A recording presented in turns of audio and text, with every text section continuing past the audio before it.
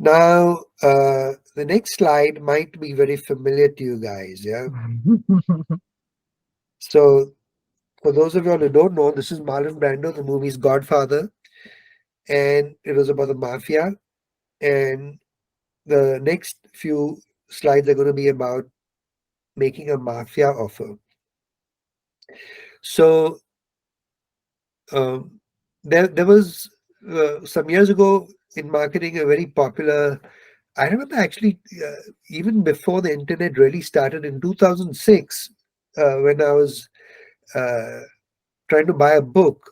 The guy selling the book online had got about 40 people to offer various inducements, like a chapter from their book or a MP3, and it was very primitive in those days. And I said, "Wow, you buy a book and you get all these things free, you know."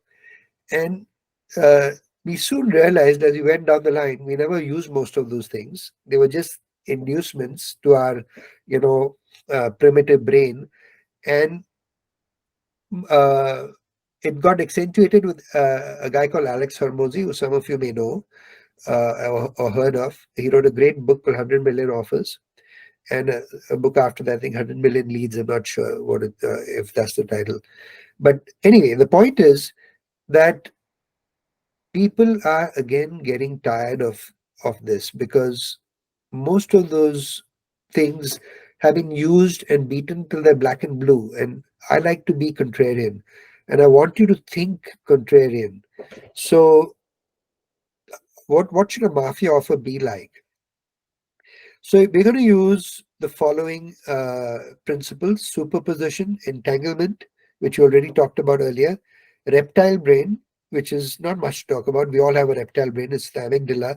It's our center where we it's the oldest part of the brain, and it's purely for survival. It's fight, flight. So if you see a lion in front of you, you either run or kill it, one of the two.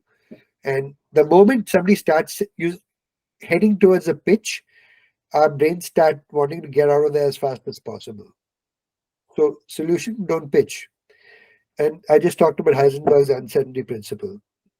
So let me explain superposition. So in quantum mechanics, particles can exist in multiple states simultaneously, and that's called superposition. In the context of decision making, individuals may entertain multiple conflicting thoughts or emotions when evaluating a pitch. So, by acknowledging this complexity, marketers can adopt a more nuanced approach that addresses the diverse perspectives and concerns of their audience. So, I've kind of tuned superposition to making a pitch or an offer, but essentially it's, as I said, you got a large, hopefully large audience or decent sized audience, and they're all in different kinds of states. You don't know what they are in. They may be having a crisis, they may be hungry, they may be wanting the call to end, and you're droning on about your offer and all your uh, uh, bonuses. So here's what this is the reptile brain. Yeah. How do you like that snake? Yeah, pretty cool. Huh? So, Mhm. by the way, before I forget, if anyone wants the slides, just uh, Yeah, we'll add it up with the recording, I think that's the let me best. know in the chat because I don't know who's on the call. Yeah, so just pop it in. I want the slides, and I'll make sure you get them with your name, please. Yeah? So the thing is, I want you to rethink the way you make an offer. People say high ticket or high vibration is out, and again, it's not a question of the cost. But I've seen resistance to people spending even $10. Forget, 1,000. Yeah. So Mhm. what is the one way that you can get rid of this problem? Yeah. If you are really good at what you do, this is what I am doing now. I offer the person who I've selected or I want to work with, or I really feel I'd learn a lot and I'd be able to contribute a lot to. So I'm very, very selective about who I make this to. And I say, why don't we work together for 10 consecutive days. That's 2 weeks, 5 days in a working week. And we have 30-minute calls, and I'm going to work on raising your frequency, and I'm going to work on removing your emotional and other traumas that may come up as your frequency goes up. And we're going to start addressing what your soul mission is and get you aligned with it and any other issues relating to your work. And at the end of those 10 days, if you see a huge shift in the time from where you started to just 10 hours later, or 5 hours later, actually, 5 hours of work later, and you think it'll be a great fit to work with me for the next year, then let's go do it. And if you don't, I'm happy to have co-created with you. I'm happy to Yeah. have contributed to something in your life. And I hope you go on and do a great job of whatever you're doing. And not everybody I invite says yes, and not everybody I invite says no.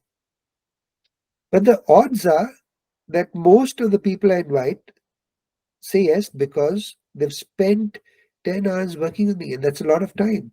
And they get to know who I am because when you're working at a deep level, uh, sorry, Mhm. can you see my screen, everyone? Yeah. Yeah. I don't know if you moved the slide. We're on the Mafia Offer. Yeah, okay. Uh, my autopilot left the meeting. Can you believe? Oh, that's terrible. So, you The know, rudity. we are at 1 hour. Can I go on for about 10, 15 minutes more? Is it okay with you Yeah. guys? Okay. So, this is what I do. So, I say, work with me. Let's test each other out because then there's no question of a refund. There's no question of getting into something you don't know about. A one session taster call means nothing. Buying a low priced $20 video of yours means nothing. Most people don't consume that. Most people don't get into that. So invest a bit of time because if you really want to change and make an impact in the world in the 5D way, then you got to invest a little bit of yourself also and Yeah. do it freely because I'll tell you one thing, guys, you know this, you give and you get. You can't just take, you gotta give first. Yeah. So that's the end of the quantum bit. Now I got a little